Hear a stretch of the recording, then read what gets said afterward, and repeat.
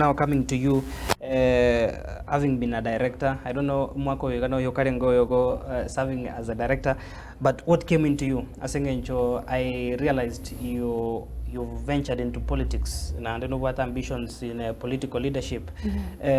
What drove you, okaene kingango sore in this political leadership to make sure obere wabaswati na brongo ikabaro, because in Kenya political leadership abaswati babira bakesana.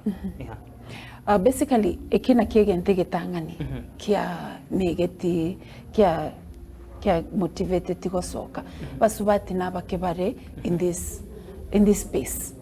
So and again ekero kurigeri requirements chia okoba elected as the yeri kirenga no boneta kobo musubati gose mugaka igo on all those requirements gento bune kinkeyo.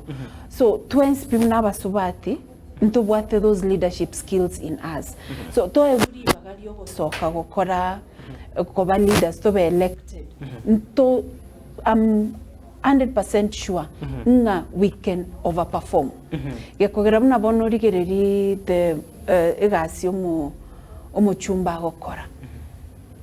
Ase kwena na chibasari. Musubati tago chikoba biased. Yakora nama etobururu omwana kogende school.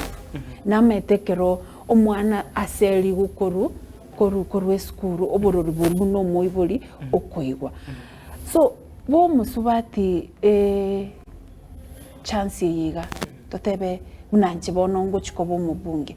Tingo chikoligereri nga oyonga yakoru oyona supported you tan supported.